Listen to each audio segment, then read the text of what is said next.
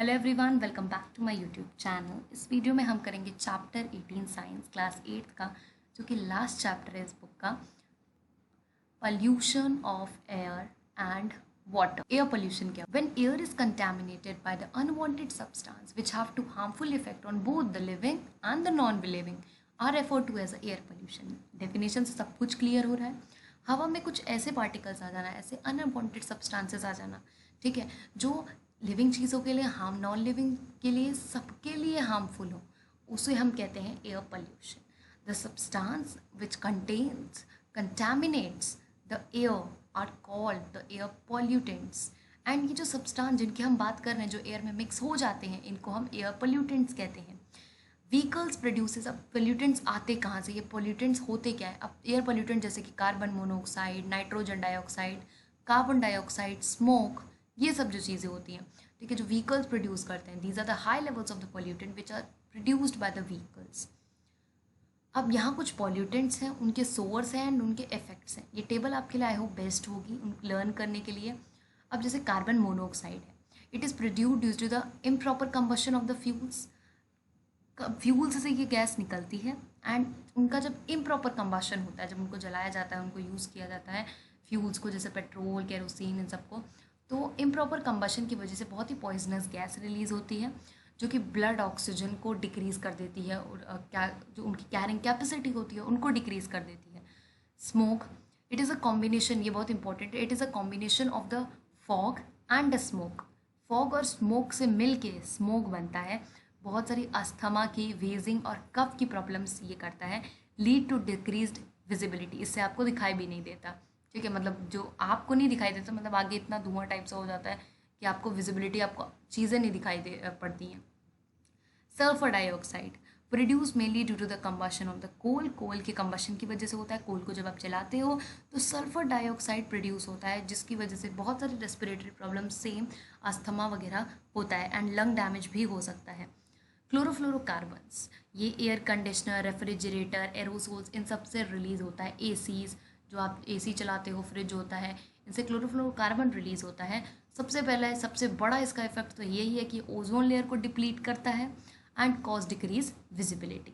Suspended particles, particulate matter जो हैं, produce due to the burning of the fuels, जो आप जलाते हो तो थोड़े बहुत और कुछ सस्पेंडेड पार्टिकल्स इंक्रीज होते हैं, ठीक है, रिलीज़ होते हैं एक्चुअली, सॉरी.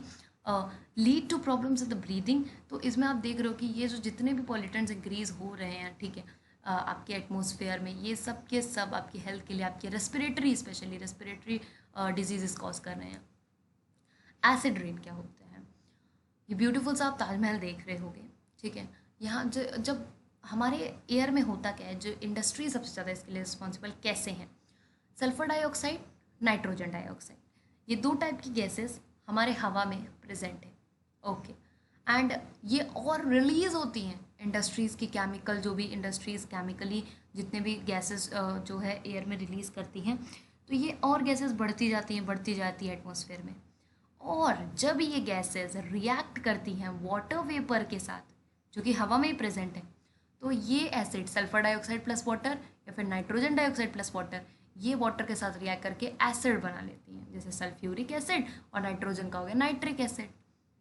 और यही एसिड रेन के साथ जो है, पूरे रेन को एसिडिक बना देते हैं एंड इसी को हम एसिड रेन कहते हैं, जो कि किसी भी मार्बल या किसी भी, ठीक है, मॉन्यूमेंट पे जब गिरता है तो उसका पूरा कोरोड होना शुरू हो जाता है, आपको ब्लैक कलर की कवरिंग दिखने लग जाती है. फॉर एग्जाम्पल, इसका ताजमहल हमारा एग्जाम्पल है, एंड तब हम इसको कहते हैं marble cancer. Mathura oil refinery has contributed towards the yellowing of the marble. जो मार्बल का येलो जो दिखता है आपको, सबसे ज़्यादा ताजमहल पे इसका इफेक्ट पड़ रहा है, ये सब हो रहा है मथुरा ऑयल रिफाइनरी, जो कि ताजमहल के पास ही थी. मैं क्यों कह रही हूँ? क्योंकि सुप्रीम कोर्ट ने उनको ऑर्डर दे दिया है कि वो क्लीनर फ्यूल्स यूज़ करें, जैसे CNG हो गया, LPG हो गया, ठीक है. Unleaded petrol should be use in the automobiles to prevent a harmful smoke from the vehicles near the Taj Mahal area. Greenhouse effect क्या होता है? When the sun rays enter the Earth's atmosphere, some of the radiation gets reflected back into the space while some of it's trapped inside the Earth atmosphere. This phenomenon is called the greenhouse effect. Greenhouse effect is nothing. जब sun rays हमारे अर्थ के अंदर आती हैं तो क्या होता है कि हम इसको रेडिएशन कहते हैं, इस प्रोसेस को आपने पढ़ा होगा, कंडक्शन, कन्वेक्शन एंड रेडिएशन। तो ये जो सन रेज हमारे अर्थ के अंदर एंटर करती है इसको हम रेडिएशन कहते हैं। तो इसका जो कुछ ये जो रेडिएशन आती है इसका कुछ पार्ट तो स्पेस में ही चला जाता है, पर इसका कुछ हिस्सा हमारे अर्थ की जो चीज़ें होती हैं, जो व्हीकल्स होती हैं, ठीक है, और जो अदर थिंग्स होती हैं, ये ट्रैप कर लेती हैं, ठीक है, अर्थ के एटमॉस्फेयर में ही रह जाता है। इसी को हम कहते हैं ग्रीन हाउस इफेक्ट।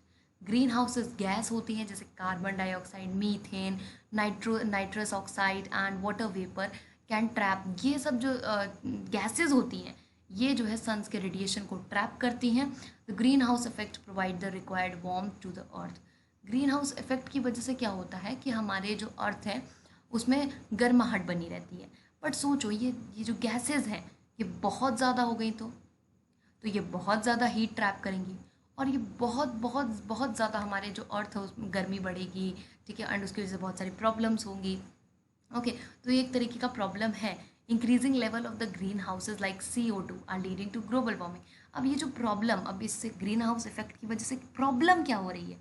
प्रॉब्लम हो रही है ग्लोबल वार्मिंग, गर्मी बढ़ रही है बहुत ज़्यादा, ठीक है। तो आई होप आपको ग्रीन हाउस इफेक्ट समझ आया होगा और ग्लोबल वार्मिंग क्या होता है वो समझ आया होगा। एनकरेज, अब इसके लिए हम करें क्या? Encourage the use of a CNG, क्योंकि वो क्लीनर फ्यूल होता है as compare to petrol and diesel.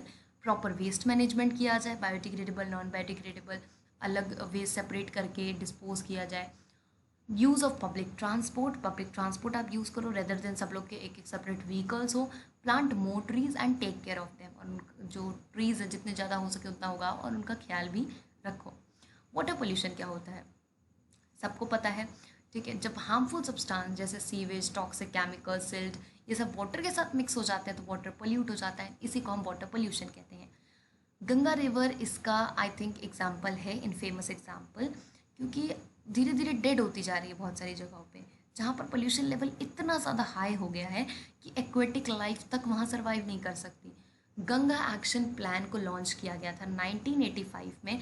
It is aim to reduce, देखो आपकी बुक में इसको बहुत एक्सपेंड करके दिया है, बहुत इंपॉर्टेंट जो चीज़ें वो मैंने यहाँ इंक्लूड की हैं, एंड चैप्टर कवर अप हो जाएगा, ठीक है। आपको एग्जाम्पल्स, एक्टिविटीज़, इन सब चीज़ों से समझाया गया है। हमने यहाँ पर शॉर्ट में आपको इंपॉर्टेंट चीज़ों का नोट्स बना के दिया है, तो आपके लिए आई होप हेल्पफुल होगा। तो गंगा एक्शन प्लान को लॉन्च किया गया था 1985 में। It aim to reduce the pollution levels in the river. अब इससे इनका प्लान ये था कि हम पोल्यूशन लेवल कम करेंगे रिवर्स में। तो government of India has launched a new initiative known as a national mission for the clean Ganga. तो इन्होंने गंगा एक्शन प्लान 1985 में लॉन्च किया था गवर्नमेंट ने। अब 2016 में इन्होंने फिर से एक न्यू इनिशिएटिव लॉन्च किया, national mission for clean Ganga. The Ganga at Kanpur in Uttar Pradesh has one of the most populated stretches of the river. इस रिवर का जो मोस्ट पॉपुलेटेड स्ट्रेचेज है वो यहीं पर है, ठीक है, कानपुर में, उत्तर प्रदेश में।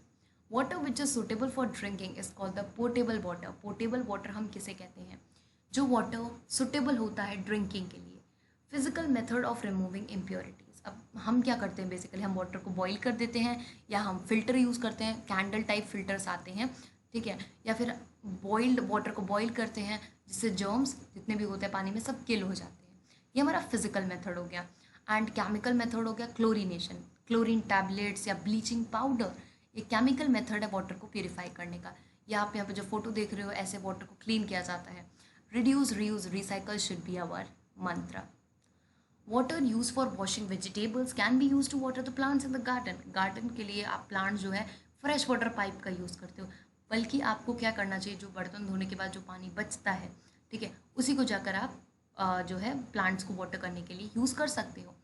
कुछ यहाँ पर हम इंपॉर्टेंट डिड यू नो देख लेते हैं। If the vehicles registered in the Delhi are lined up one after the other, the total length would be nearly equal to the combined length of the two longest river in the world, Nile and Amazon. यहाँ पर एक बहुत interesting did you know है कि दिल्ली में, specially हम बस यहाँ दिल्ली की बात करें, दिल्ली में जितनी भी गाड़ियाँ लोगों के नाम पे रजिस्टर्ड है ना, मतलब दिल्ली में जितने लोग रहते हैं उनके पास जितनी गाड़ियाँ हैं, ठीक है, अगर उनको हम एक लाइन से लगाएं तो जो दो लॉन्गेस्ट रिवर हैं इस पूरे वर्ल्ड की, नाइल और अमेजोन, ये उसकी लेंथ के इक्वल आ जाएगा। ओके, तो सोचो ये तो सिर्फ दिल्ली का हाल है। डू यू नो बाकी का क्या होगा, मतलब पूरा इंडिया, पूरा world. Hot water can also be pollutant. Pollution आज की बहुत बड़ी प्रॉब्लम है। Okay, hot water can also भी पोल्यूटेड, हॉट वाटर भी, किसी ने सोचा था कि हॉट वाटर भी कितना ज़्यादा हमारे लिए एक पोल्यूटेंट बन सकता है? बट येस, क्या होता है कि जो वाटर होता है पावर प्लांट्स और इंडस्ट्रीज से, ये हॉट वाटर रिलीज कर देती है रिवर्स में, जिसकी वजह से वाटर बॉडी का टेम्परेचर बढ़ जाता है और एनिमल्स और प्लांट्स की लाइफ खतरे में आ जाती है। बल्कि इनको कितना बोला जाता है कि उस वाटर को कूल करना है, देन उसको वाटर बॉडीज़ में रिलीज करना है, एंड वो भी क्लीन वाटर होना चाहिए। Do you know, while brushing your teeth, leaving the tap running may waste several liters of the water? A tap that trips once every second wastes a few thousand of the liters every year. Think about it. इसमें आपको think करने की ज़रूरत ही नहीं है, सीधा plumber को बुलाओ और अपना जो है नल ठीक करवाओ। ठीक है, कि जो आप पानी खुला छोड़ देते हो ब्रश करते टाइम पे, वो तो लीटर्स ऑफ वाटर वेस्ट करता ही है। यहाँ तक कि जब जिनका जो नल ख़राब होता है, उससे जो बूंद बूंद का पानी गिरता है, उससे 1000 litres of water, 1 litre 2 litre नहीं, 1000 लीटर्स ऑफ वाटर हर साल वेस्ट होता है। Do you know 25% of the world population is without safe drinking water. ठीक है, ये बात सिर्फ फील हो सकती है उन्हीं लोगों को जिनको वाटर नहीं मिलता है। ठीक है, तो आपको भी वाटर सेव करना है। वाटर सेव करने के लिए उतना आप नहीं देखते हो, बट शॉवर को यूज़ नहीं कर सकते आप। ठीक है, ये सब चीज़ आप लिख भी सकते हो अपने एग्जाम में, जब आता है कि वाटर कंजर्वेशन के लिए हम क्या कर सकते हैं। तो जग बकेट को यूज़ करो instead of using shower, and जो बर्तन धोने के बाद जो पानी बचता है उसको यूज़ करो प्लांट को वाटर करने के लिए। ब्रश करते टाइम जो है, जो टैप है रनिंग टैप, उसको मतलब पानी को वेस्ट मत होने दो, और अगर आपका नल ख़राब है तो उसको ठीक करवाना है प्लम्बर से। ये सब काम है जो आप कर सकते हो छोटे मोटे। इंडस्ट्रीज़ का तो फिर भी खैर बाद में देखेंगे। एंड व्हीकल्स को, आपके घर में एक से ज़्यादा व्हीकल ना हो, ठीक है, जितनी ज़रूरत हो उतने ही व्हीकल्स रखने चाहिए, क्योंकि बहुत ज़्यादा पोल्यूशन बढ़ता है इससे। आई होप आपको ये चैप्टर क्लियर होगा, एंड इसके जो क्वेश्चन आंसर्स है वो भी आप देख सकते हैं। एंड अब ये आपका आखिरी चैप्टर था इस क्लास का, अब आप जाओगे क्लास 9th में। सो उसके लिए वेरी वेरी कॉन्ग्रेचुलेशंस। एंड अभी आऊँगे आपके एग्ज़ाम, उसके लिए आपको अच्छे से पढ़ना है एंड एग्ज़ाम देना है। इस वीडियो के लिए इतना ही, मिलेंगे नेक्स्ट वीडियो में। Thank you very much.